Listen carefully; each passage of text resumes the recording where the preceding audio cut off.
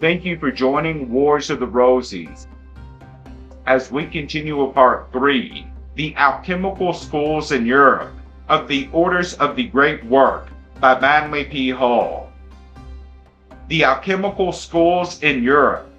In his 4 books concerning the secrets of the Adepts, Johannes Weidenfeld explains that the goddess Diana, the mother of mysteries and the great deity of the Ephesians, represents the chemical hermetic mystery, so that this Diana should not be exposed to the lust of insatiable gold makers, and to the scorn and contentment of the ignorant. The Adepts have covered her body with several sorts of garments. To this kind of appeal, antiquity has been pleased to apply the name of allegory. In this way, seeds of truth anciently received are concealed from the profane. This is according to the will and way of Hermes, the thrice greatest, who was called the father of the Adepts. Art is a philosophical generation according to nature, perfected by mind and will. The moon is the mother of generation. She conceives, impregnates, brings to birth, and nourishes the sons of wisdom. Therefore, she is properly called the Mater Diorum. Morianus tells us that the mystery of the generation of the Adepts is concealed under the allegory of the generation of man himself, and of all creatures born in nature that are brought to birth by the lunar menstruum. The moon is the old mother. Thus the esoteric tradition itself was bestowed by the lunar ancestors, the lords of the white face. Diana is the nurse of the mysteries, the nourisher, and to understand her hidden ways is to possess the secret of bringing to birth all that is conceived in time. The adept is the child of the sun and moon. He is born of fire and water. In him the great work is perfected. He is born in heaven and generated in earth. He ascends from the earth to a middle distance. He is the hero soul, conceived immaculately and ruling over all nature with the serpent wound rod of Hermes. From Subtilius Allegoria, etc. by Michael Meyer, the anonymous adept. In his work, Meyer uses the figure of an unnamed adept to represent all those masters of the great work whose identities have been concealed by intent or by the lapse of time. The nameless master stands at the left, pointing to the crippled figure of time, who is the ancient gardener in the symbolical orchard of alchemy. The European school of Hermetic Adepts illuminates and initiates developed according to a well-defined pattern. The dimensions of the alchemical program can be traced through the literature of the 16th and 17th centuries dealing with the mysteries of esoteric chemistry. Most of the books were not written by the adepts themselves, but by their initiated disciples or by those seeking acceptance in these secret schools. Many of these books are remarkable for the profundity of their contents and for the symbolic figures which illustrate them. But we must limit our present inquiry to those parts which unfold or sustain the adept tradition. The best alchemical writers agree that scattered about England, Europe, and the Near East were men divinely enlightened in the mysteries of the transmutation of metals, the preparation of the universal medicine, and the compounding of the philosopher's stone. The most advanced and proficient of these spiritual alchemists were properly termed adepts. They lived secluded lives, and in only a few instances have their real names been reported. Some of these adepts, especially in the Near East, had fixed places of residence, but most of them wandered from town to town and country to country, instructing such as they found worthy to receive the proselyt's arcanum. Some of these extraordinary men attained to great age without infirmity, and their lives have become the subject of extravagant fiction. These higher initiates changed their names as they journeyed, and in a variety of ways confused and outwitted such as tried to trace their movements. They adapted their minds to local conditions, assumed the clothing, manners, and even languages of the communities through which they journeyed. They always gave the appearance of humility and gentleness, passing easily for merchants or scholars, sometimes even for doctors or the religious. All were bound together by one inflexible rule: Each must seek an appropriately qualified person to whom, before death, he could confide the esoteric secrets of philosophy. If no such disciple could be found, the arcanum died with the master. In their writings, many of these struggling alchemists claim to have contracted one or more of the Hermetic Adepts. After numerous disappointments due to the false or incomplete formulas available in the writings of the alchemical philosophers, a true master would appear to the faithful novice. The meeting was regarded as an act of providence, made possible by the infinite wisdom and mercy of God. Sometimes the adept bestowed priceless chemical secrets, but more often the disciple received only a small amount of the mysterious powder of projection, which was called the red lion. If the grateful adept for some reason gave the transmuting agent without revealing the method of its production, confusion and disaster nearly always followed the gift. The recipient was severely tested and all too often succumbed to the pressure of environment. He transmuted base metals to enlarge his fortune, thus focusing upon himself, a dangerous kind of thing. For a time he amazed his friends, enraged his enemies, and impressed powerful and influential persons. But when his supply of the mysterious powder was exhausted,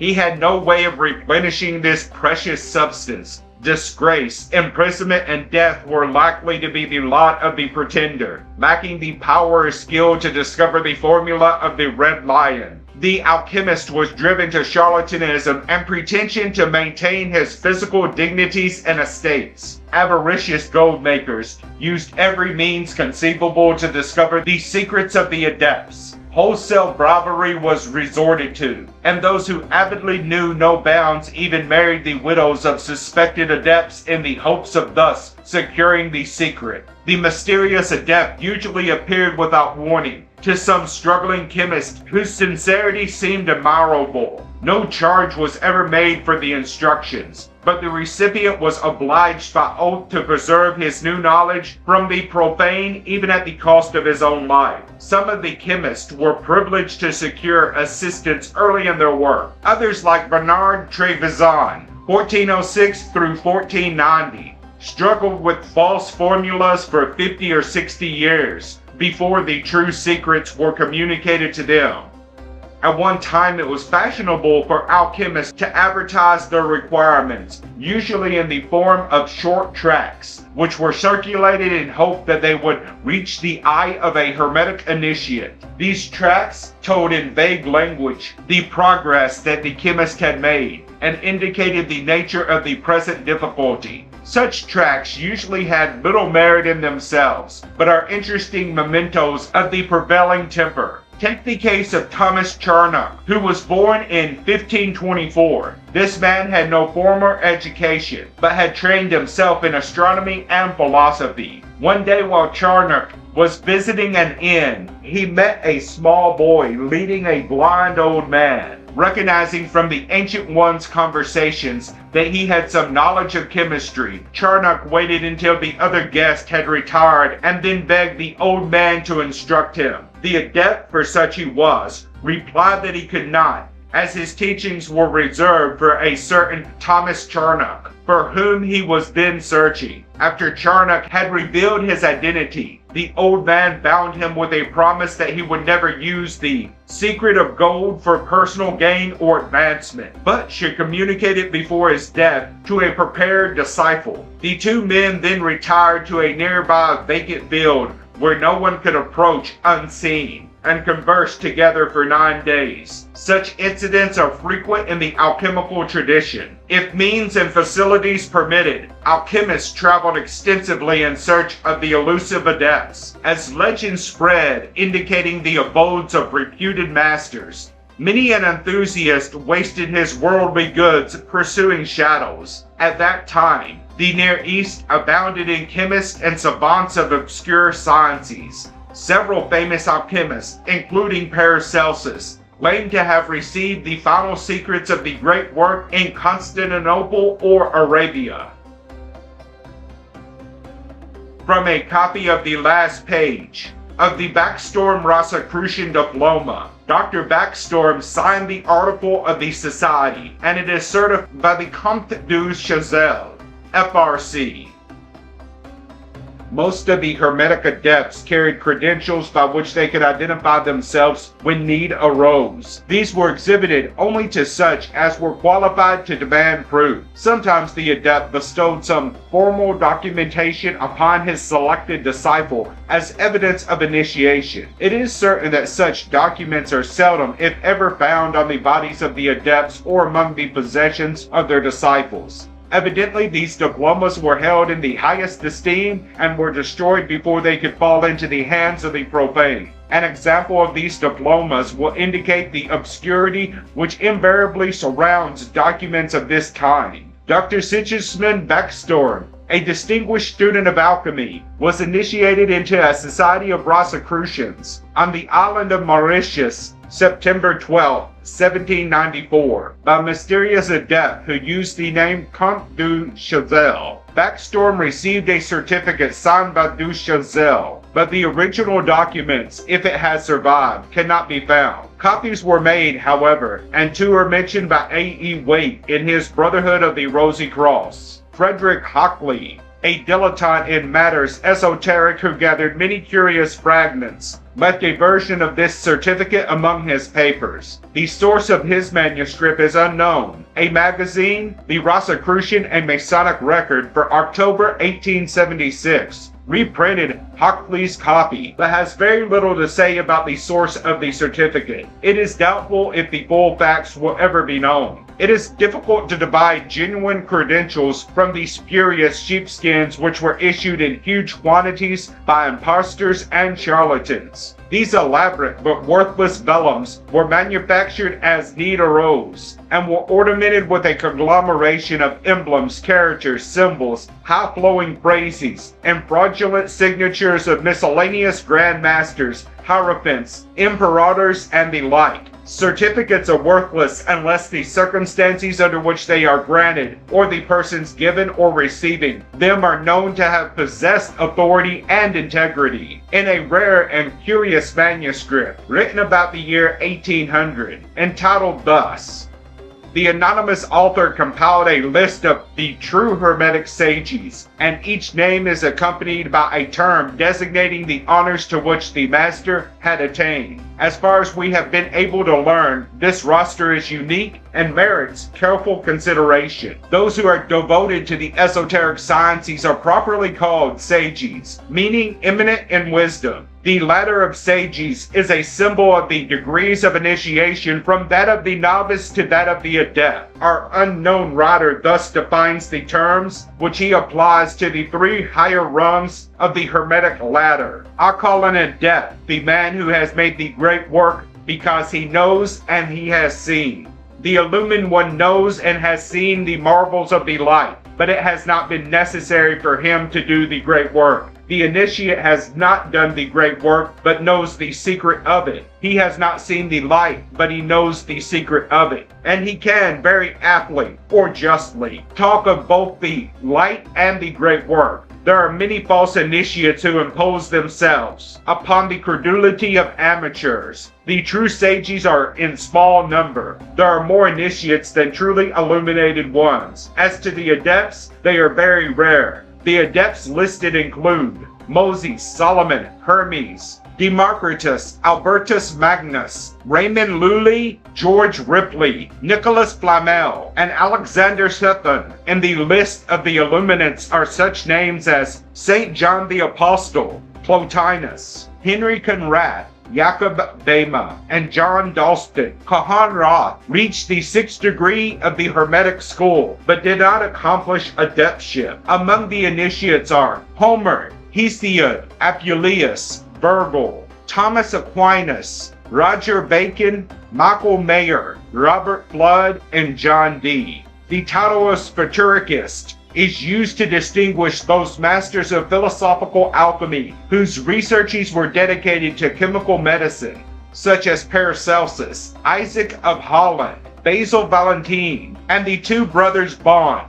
In addition to those named, several others are identified only by anonymous works attributed to them. The Phantom Adept, Elias Artista, is mentioned. He is the master of the mysteries, the one who is to come. To this Elias, a number of rare tracts are attributed, and he is mentioned with caution in several printed works, which we will examine later. These adepts are the links of the golden chain of Homer, the true knights of the golden stone. They are the Argonauts seeking the golden fleece. They are the doorkeepers of the palace of Semiramis, the mystical queen of Babylon. It is impossible to trace exoterically the descent of the alchemical tradition through the body of its adepts. These men used every means in their power to obscure their identities and their activities. There can be no doubt that they were bound together and had knowledge of each other, but there is no indication that any group of them ever assembled to form a lasting physical fraternity or organization. Each told the same story. In effect,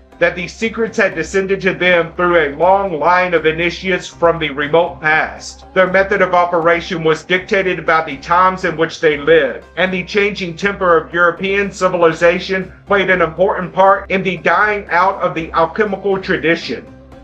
The 18th century ushered in a period of revolution and social change. The popular fancy shifted from abstract scientific speculation to the imminent problems of political reform. The old secret societies retired to those cloud-capped towers referred to in their writings. It became more difficult for the Hermetic adepts to discover suitable successors. Chemistry took on the complexion of a materialistic science of physical research and experimentation. By the beginning of the 19th century, the alchemical tradition was represented by only a handful of philosophic chemists. Thank you for watching, and please don't forget to share, like, subscribe, and comment. And if you can, please consider donating to Wars of the Rosies. Links to PayPal and Patreon are in the description. Thank you so very much.